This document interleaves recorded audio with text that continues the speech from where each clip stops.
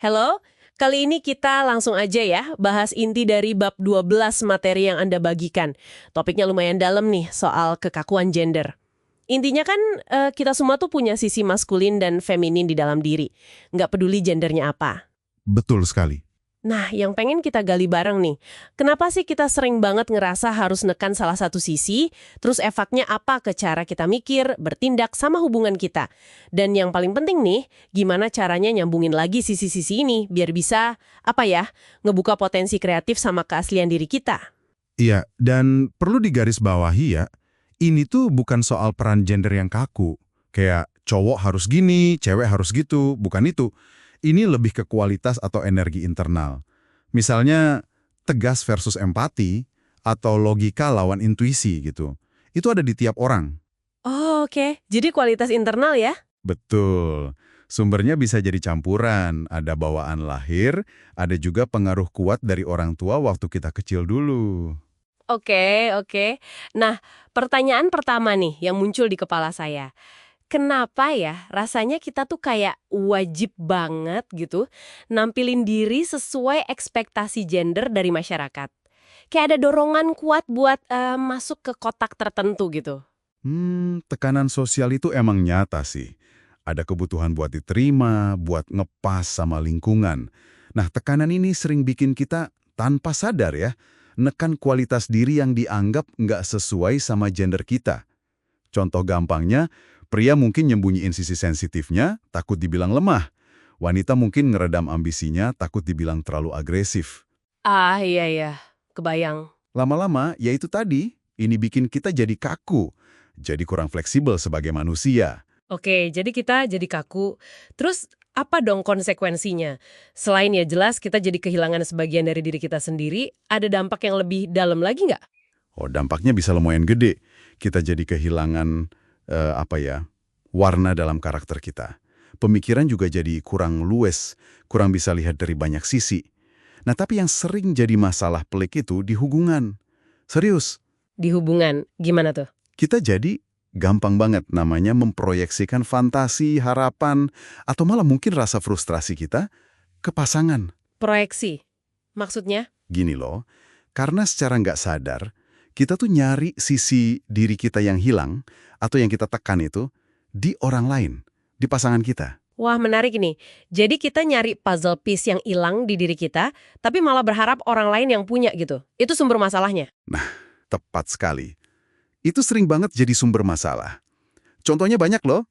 Ada pria yang mungkin tanpa sadar nyari figur ibu dalam pasangannya. Kenapa?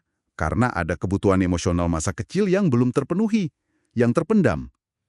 Oke. Atau sebaliknya, ada wanita yang tertarik sama tipe pria bad boy, terus berharap bisa ngubah dia jadi baik. Ini seringkali proyeksi idealisme romantis dia mungkin ke figur maskulin yang dia rasa kurang dalam dirinya. Atau dari hubungan awalnya sama ayahnya dulu. Jadi kayak ngebentuk ekspektasi yang nggak realistis ya? Banget. Sumber yang Anda kasih itu bahkan nyebut contoh Katerina Sforza kan? Dia kan dikenal tangguh luar biasa, pemimpin gitu. Tapi ada momen di mana sisi emosionalnya yang mungkin biasanya dia tekan kuat-kuat demi citra tangguh itu justru meledak. Lepas kendali pas urusan cinta.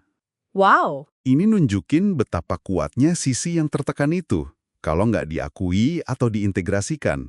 Poin pentingnya di sini adalah proyeksi ini tuh nyambungnya erat banget sama sisi diri yang kita tekan dan sama pengalaman kita dulu sama orang tua. Orang tua lagi ya? Iya. Konsep kayak anima dan animus, walaupun kita nggak bahas detail ya, intinya kan ngomongin gimana hubungan awal kita sama ibu atau ayah itu ikut ngebentuk cetakan di alam bawah sadar kita. Cetakan soal pasangan ideal itu kayak gimana, kita nyari bagian yang hilang atau tertekan itu di orang lain. Makanya sering jadi akar ketidakpuasan, konflik, terus dalam hubungan. Oke, paham sekarang benang merahnya. Lalu gimana dong caranya kita bisa mulai sadar, terus mendamaikan atau nyatuin lagi sisi-sisi yang mungkin selama ini kita abaikan ini? Ada caranya nggak? Ada, tentu ada. Kuncinya, ya, lagi-lagi kesadaran diri sama kemauan buat ngeliat ke dalam. Introspeksi. Coba deh pertama, akui dulu aja kalau kualitas maskulin dan feminin ini emang ada kok di dalam diri Anda. Nggak usah dihakimi. Prima aja dulu. Ngakuin dulu ya. Iya. Terus, coba amati pola perilaku sama reaksi emosi Anda sehari-hari, terutama pas lagi interaksi sama orang lain. Coba tanya ke diri sendiri, sifat apa ya yang selama ini kayaknya saya hindari banget atau saya tekan ya? Kenapa ya? Nah, ini nih yang bikin penasaran. Kalau kita berhasil ngerangkul keduanya, udah nggak neken-neken lagi, apa yang terjadi? Untungnya apa buat kita? Wah, untungnya gede banget. Pemikiran kita jadi lebih, apa ya, luntur, cair gitu, nggak kaku lagi. Lebih fleksibel gitu ya? Betul. Kreativitas juga seringkali muncul lebih deras. Kenapa? Karena kita punya akses ke alat berpikir dan merasa yang lebih beragam. Logika sama intuisi bisa jalan barengan. Dan yang paling penting menurut saya, kita jadi lebih otentik, lebih utuh, benar-benar jadi diri sendiri. Jadi bukan lagi mainin peran gender ya? Bukan, tapi menciptakan ekspresi diri yang unik, yang benar-benar gue banget gitu. Orang yang udah terintegrasi kayak gini, biasanya kerasa lebih menarik loh, lebih punya karisma alami.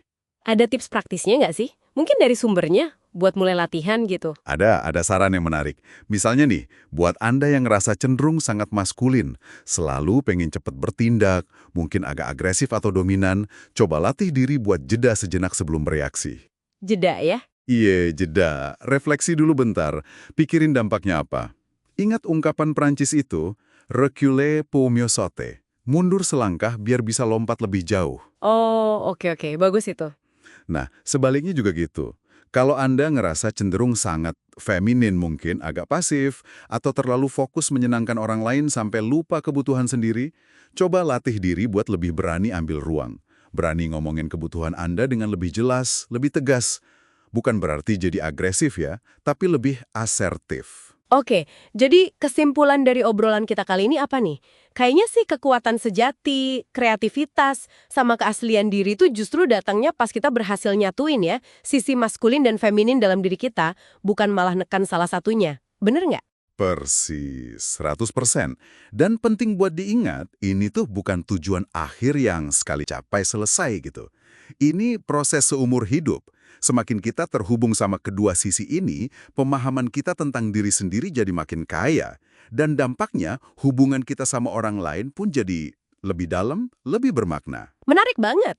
Nah, sebagai penutup nih, buat Anda yang dengerin, coba deh direnungkan sebentar. Aspek maskulin atau feminin mana ya dalam diri Anda yang mungkin selama ini agak terabaikan atau bahkan Anda tekan? Kira-kira gimana rasanya ya kalau Anda coba kasih sedikit ruang buat aspek itu muncul? Nggak usah langsung gede-gede. Mungkin satu langkah kecil aja yang bisa Anda ambil minggu ini buat mulai mengakui atau mengeksplorasi kualitas tersebut. Coba dipikirkan ya.